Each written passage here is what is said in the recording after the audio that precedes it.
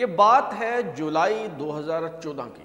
حکومت پاکستان کا تختہ الٹنے کے لیے لندن میں منصوبہ بندی ہو رہی تھی۔ پاکستان عوامی تحریک کے سربراہ طاہر القادری کینیڈا سے آئے ہوئے تھے۔ تحریک انصاف کے چیئرمین عمران خان بھی موجود تھے۔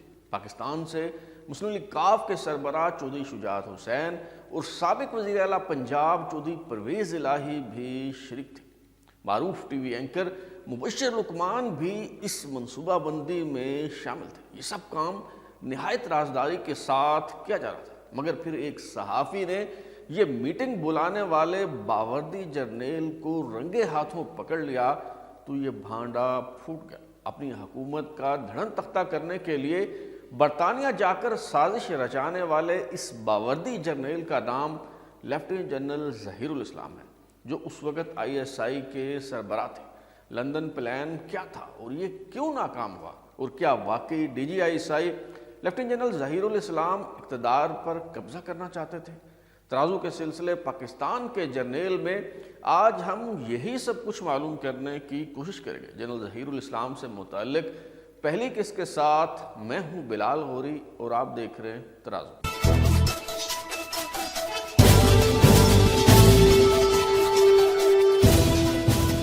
DGISI جنرل شجاع پاشا مسلم لیگ نون اور پیپلز پارٹی کی اجارہ داری ختم کر کے تحریک انصاف کو تیسری سیاسی قوت کے طور پر متعارف کرانا چاہتے تھے، اور اسی سیاسی فکر کے تحت انہوں نے پروجیکٹ عمران لانچ کیا۔ مگر جب 18 مارچ 2012 کو ISI کی کمانڈ لیفٹیننٹ جنرل ظہیر الاسلام کے سپرد کر کے وہ ریٹائر ہو گئے تو پالیسیوں کا تسلسل جاری رہا، اور جنرل ظہیر الاسلام نے پروجیکٹ عمران کو پائے تکمیل تک پہنچانے کی ٹھانی۔ معروف کالم نگار جاوید چودھری 16 مئی 2023 کو شائع ہونے والے کالم میں یہ انکشاف کر چکے ہیں کہ 2013 کے انتخابات سے پہلے DGISI جنرل ظہیر الاسلام نے بحریہ ٹاؤن کے مالک ملک ریاض سے عمران خان کو انتخابی مہم چلانے کے لیے 1.5 ارب روپے دلوائے تھے۔ ملک ریاض نے یہ رقم ادا کرنے کے بعد دبئی جا کر میاں نواز شریف کو بتا دیا کہ کس کے کہنے پر اور کس کے ذریعے ادائیگی کی گئی ہے۔ 2016 میں نواز شریف کے صاحبزادے حسین نواز نے جاوید چودھری کو تصدیق کی کہ ملک ریاض نے یہ بات ان کے سامنے میاں نواز شریف کو کہی تھی۔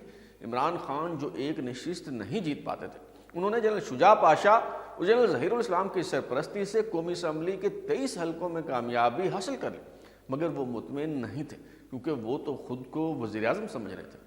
DGISI جنرل ظہیر الاسلام کو مسلم لیگ نون کی حکومت گوارا نہیں تھی۔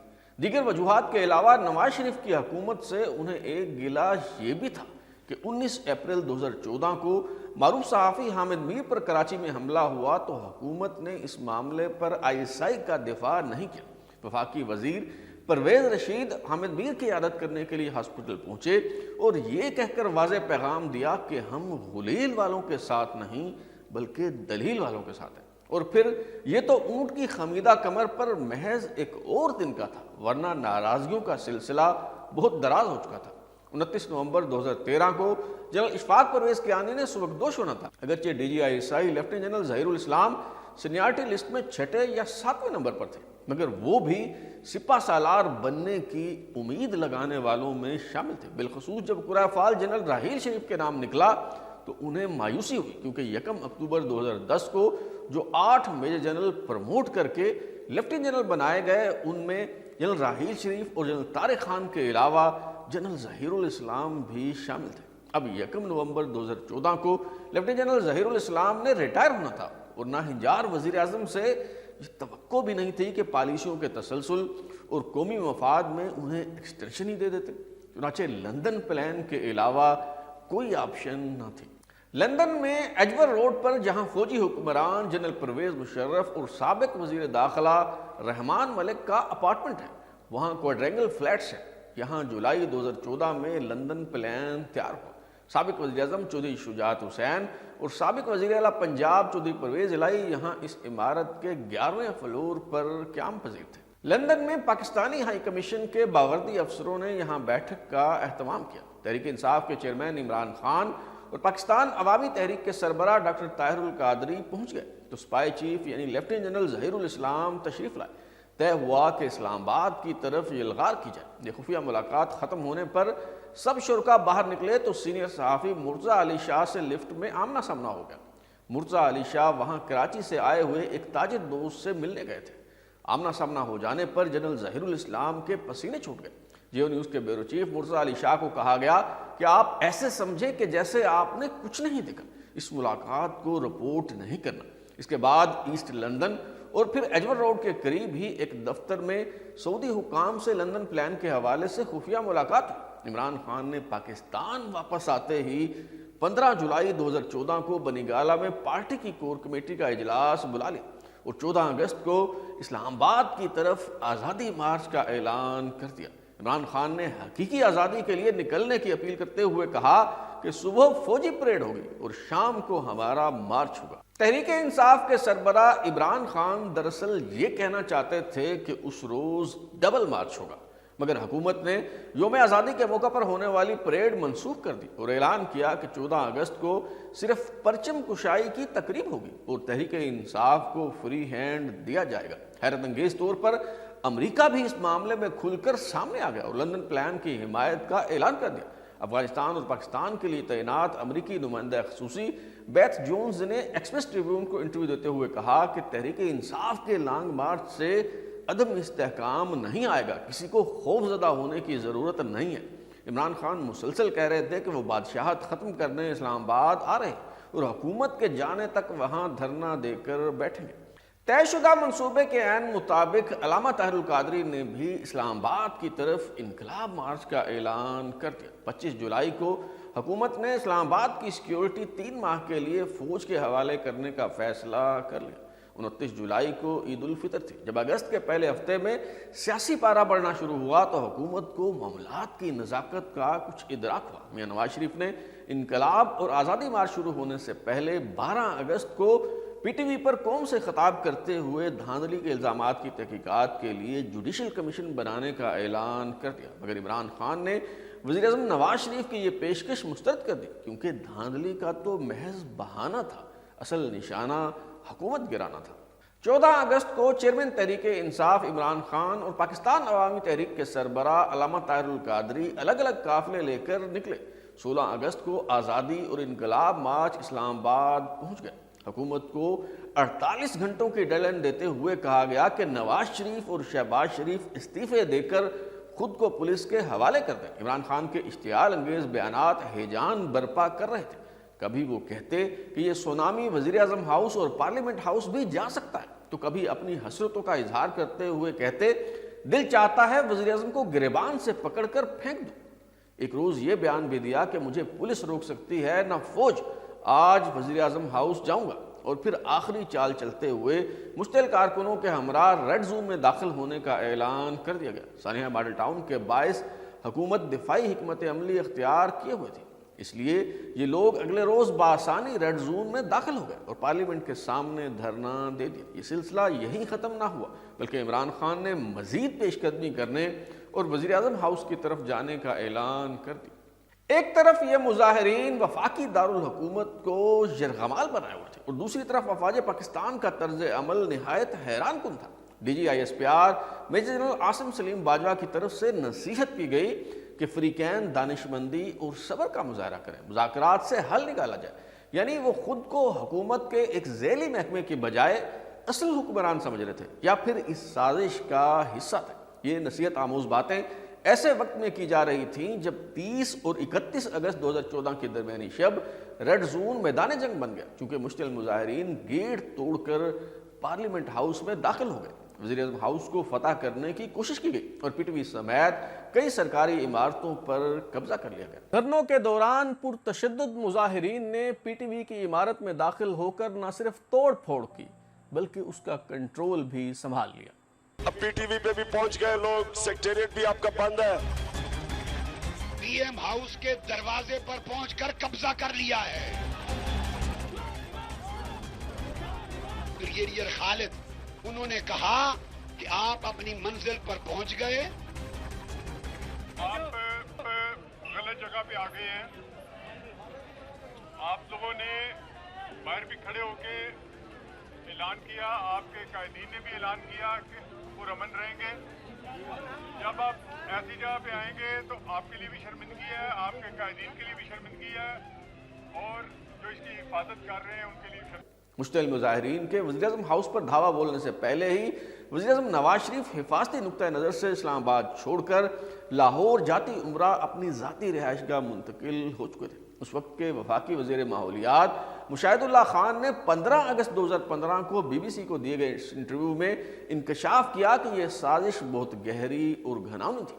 31 अगस्त की रात इंटेलिजेंस ब्यूरो और दीगर ज़राए से खबर मिली कि असला से भरी 2 गाड़ियाँ वज़ीर-ए-आज़म हाउस की तरफ आ रही है। उस वक्त तक PTV और सेक्रेटेरिएट पर कब्जा हो चुका था। लोग वज़ीर-ए-आज़म हाउस की तरफ बढ़ रहे थे। फौज के ही एक अफसर ने 2 गाड़ियों को पकड़ा जिनमें 25-25 क्लाशनकोव थी। इस इंटरव्यू में मुशाहिदुल्लाह खान ने यह बात कही कि DGISI जनरल ज़हीरुल इस्लाम इक़्तिदार पर कब्जा करना चाहते थे, तो भूचाल आ गया और उनसे वजारत वापस ले ली गई। मुशाहिदुल्लाह खान की वफात से पहले हमने उनसे राब्ता करके इस इंटरव्यू का पस मंज़र जानने की कोशिश की, तो देखिए उन्होंने क्या जवाब दिया। देखिए, ये जो वाक़या था, जो मतलब कि 2015 में शायद हुआ था, उस वक्त मुझसे मैं BBC, क़िस्सा ये था कि मैं BBC गया था क्लाइमेट चेंज पे इंटरव्यू देने, और अगस्त का महीना था, 10 अगस्त का वो दिन था।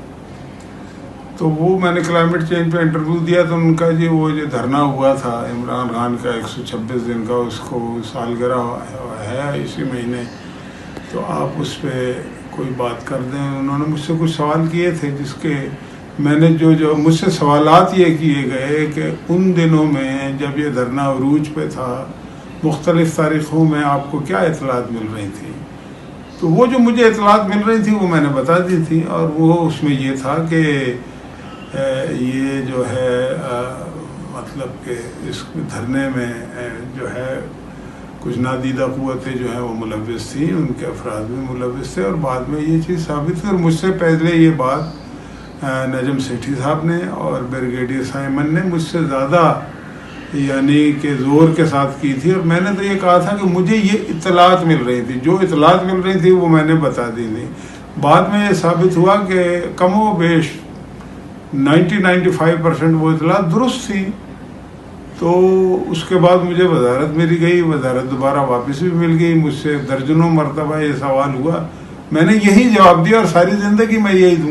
शुजा नवाज ने अपनी किताब द बैटल फॉर पाकिस्तान में भी यही दावा किया है। इस किताब के सफ़ा नंबर 262 पर पाकिस्तान में अमेरिका के साबिक सफ़ीर रिचर्ड ओल्सन से अपनी गुफ्तगू का हवाला देते हुए शुजा नवाज लिखते हैं, अमेरिकी सफ़ीर के मुताबिक सितंबर 2014 में उन्हें इतला मिली कि जनरल ज़हीरुल इस्लाम पाकिस्तान में फ़ौजी बगावत का मंसूबा बना रहे, मगर उस वक्त के फ़ौजी सरबराह जनरल राहील शरीफ ने इस मंसूबे को पनपने नहीं दिया और ISI के सरबराह को उनके ओहदे से हटा दिया।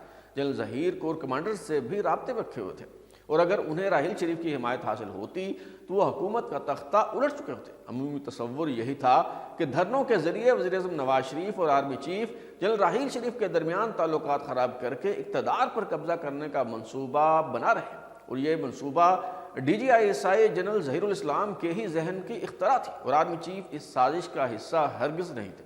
धरनों से पैदा होने वाली सूरत हाल से निपटने के लिए आर्मी चीफ जनरल राहील शरीफ ने इमरान खान और ताहिरुल कादरी दोनों से मुलाकात की।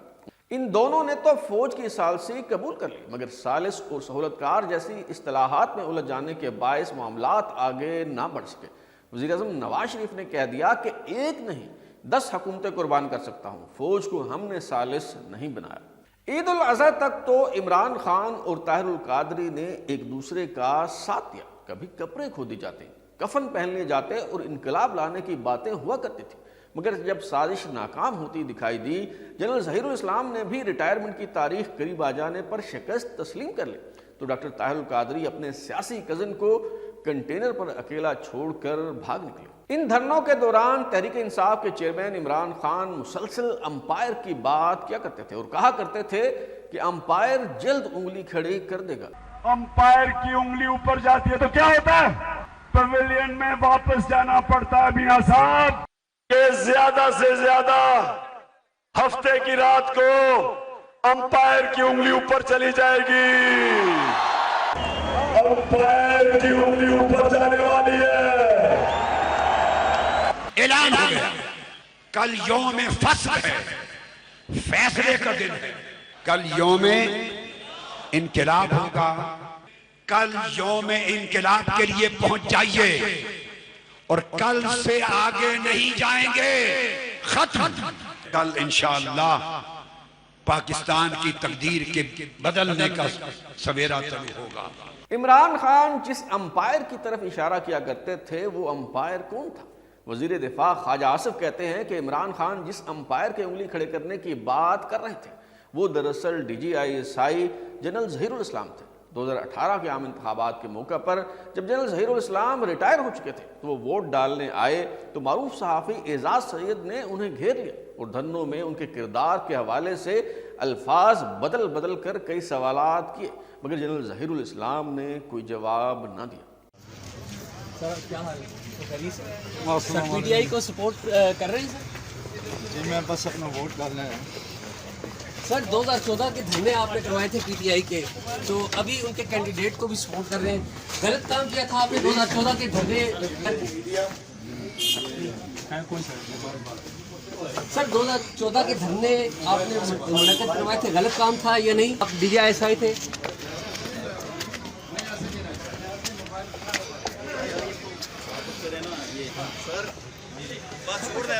वो गलत इक़दाम तो नहीं था कि आप 2014 में धरने आपने करवाए थे? वो कहेंगे सर आप कुछ बताइए।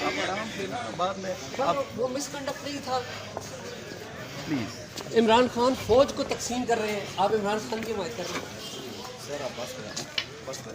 सर क्या किसी सर्विंग जनरल को ये बात रेज देती है कि वो उस ISI चीफ के तौर पे एक पॉलिटिकल पार्टी के धरने मुनक्किद करवाए?